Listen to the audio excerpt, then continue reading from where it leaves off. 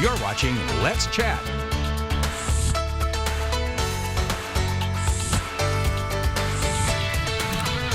10:27 tomorrow evening, summer officially arrives on the calendar, and then we're going to kick off a really hot and humid stretch, spending more and more time outside, which means more and more exposure to the sun. Dr. Willie Labat is here from MedSpa of Chattanooga. Dr. Willie, good to see you as always. Great seeing you. 72, cloudy, light rain here. Saturday it's going to be 95, feeling like it's north of 100. Sure. How do we take care of our skin better in the summer? Do we need to change the skin care technique? Well, absolutely. I mean, first of all, people think summertime versus wintertime. We should use sunscreen in the summer, but technically you should use sunscreen all year, around. But more so, especially if you know you're going to be outside.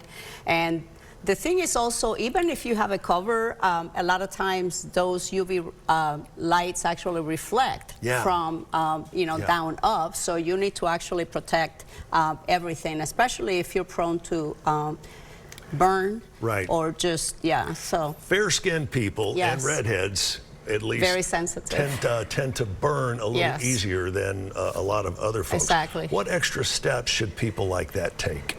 So sunscreen, if you really want a good sunscreen, it has to have zinc in it. So zinc is actually a barrier that actually does not let the rays penetrate. So you can have other things like titanium oxide and all these other things, but zinc is the best one, period. I think zinc's the cream that lifeguards use on their nose and a lot, and it works. It does work. And a while back, it was all white. And of course, people didn't like that, but now we have actually formulations that are micronized, so they don't have that white effect on your face. All right, I'm going to pick out a product here. I don't have my glasses on. I have no idea what I'm picking out, just in the interest of full disclosure. This one looks a little differently packaged than the other, so I begin with this. Yeah, this is an eye cream actually that we have, and of course, a lot of times people just put stuff on their face. The eye area is actually more delicate, and it should be treated a little bit different than the rest of the face. And it wrinkles a little quicker, right? Yes, it does. And it requires specific ingredients actually to make sure that that thin skin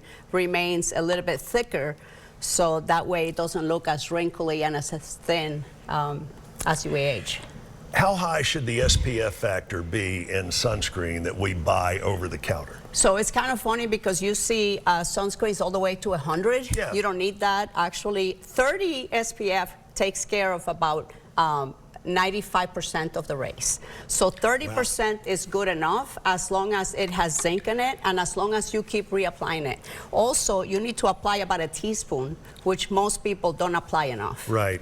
And how often or how frequently should that be reapplied if you're outside? So usually like every 2 to 3 hours, especially if you're outside and you're sweating and you're wiping out and everything, sometimes even sooner than that. But you have to keep reapplying it. And you have this line of products that you have formulated that are available at MedSpa of Chattanooga, designed to keep the bad stuff of the sun away from your skin and away from your eyes. Absolutely. Now, if we don't pay attention to that, what happens? We get dehydrated. Dehydrated, you look older, your skin literally wrinkles, it looks like leather. So not, pretty much like 99% of your aging comes from the sun, so you have to protect it, but you always have to also hydrate from the inside out. So putting a hydrating cream doesn't do much if you're literally dehydrated, and usually you start showing signs of dehydration 72 hours. So if you feel thirsty today, that means that you started getting dehydrated 72 hours ago.